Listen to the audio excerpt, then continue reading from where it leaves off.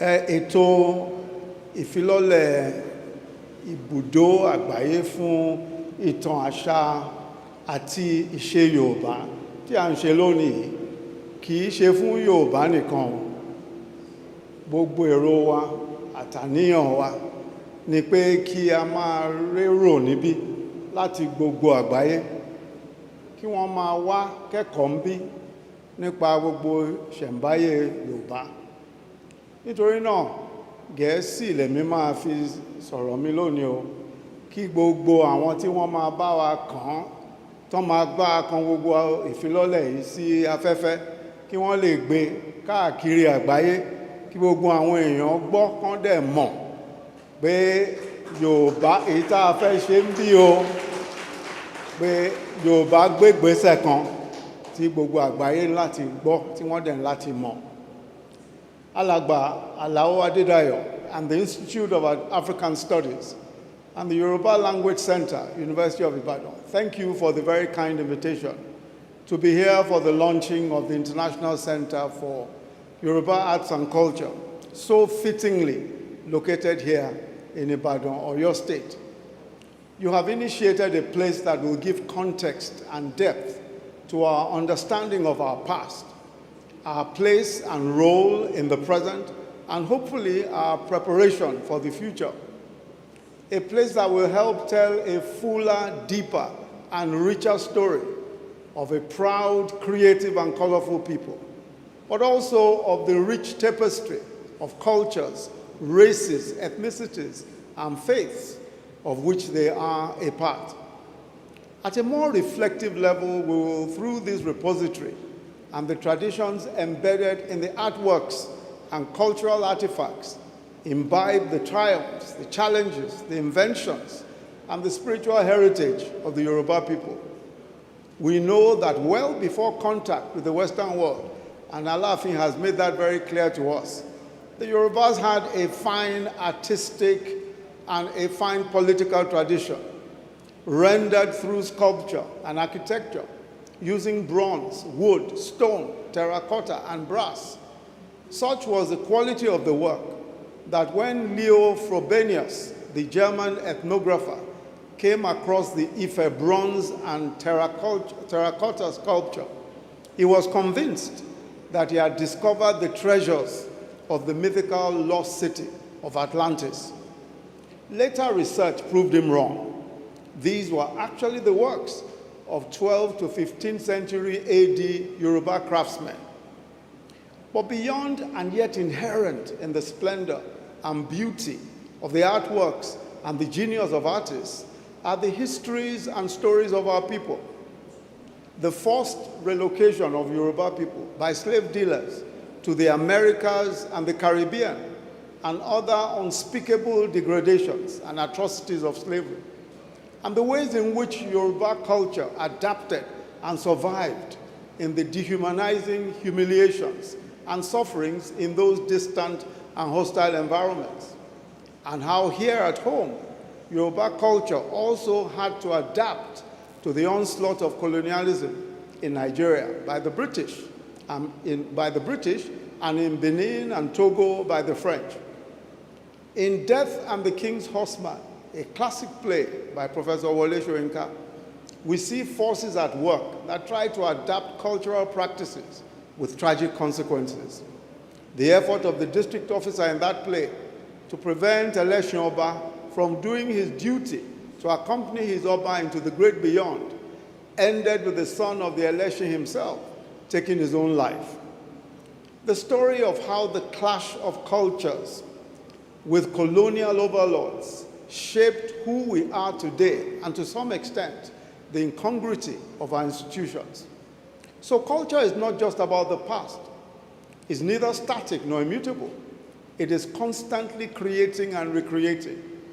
Consequently, progress is not merely determined by fidelity to tradition, but by our capacity for invention and reinvention. And this point is more relevant now than ever before, as the world itself and our nation stand at crossroads. The future of mankind is at an inflection point, with COVID-19 and climate change already disrupting life as we know it, while the fourth industrial revolution requires us to adapt to technological innovation, changing at lightning speed. To cope well, we must draw strength from our cultural capital, the wealth of tangible and intangible knowledge that emanates from a society's core and enables it to cope with change. One of the tasks of scholars, of enthusiasts, and citizens interested in understanding the Yoruba heritage is to use culture as a tool for helping us discern our place in the world and to rekindle our visionary capabilities. This intent is inherent in the design and work of this center. It bears repeating that culture is not just about antiquity. It's about the contemporary age and even the age to come. This World Center will therefore serve not just as a piece or a place of memory, but a place that inspires us and fires our collective imagination, even within the dynamic context of advances in technology, ideas, and thought. But perhaps more importantly today, the work of this center should offer a base from which and a sanctuary in which we can reflect on how Yoruba culture can contribute to the tools of nation building, the building of a more inclusive, a fairer, and more just society, the bringing together as one people an ethnically and religiously diverse nation. How can the rest of the nation learn, as President Buhari observed, from the way that we Yorubas manage within our families to accommodate diverse faiths and beliefs? And in a nation dogged by abdication of high values, especially in leadership, perhaps the center might take on the task of formalizing knowledge on the concept of Omoluabi for teaching in our schools. Omoluabi, the true moral quintessence of the Yoruba race, the virtuous man or woman, the man or woman of character. Perhaps the scholars here will distill the heart of the Omoluabi ethos and reveal the attributes of trustworthiness, reliability, honesty, and forthrightness for coming generations of Nigerians. Perhaps the world needs to know that the Omoluabi is one whose word to brother and stranger alike is reliable, one who believes in the equality of all men, regardless of race or belief, and that all deserve to be treated with dignity and fairness, one who believes that the commonwealth is not to be stolen or personalized, but it is for the good of all.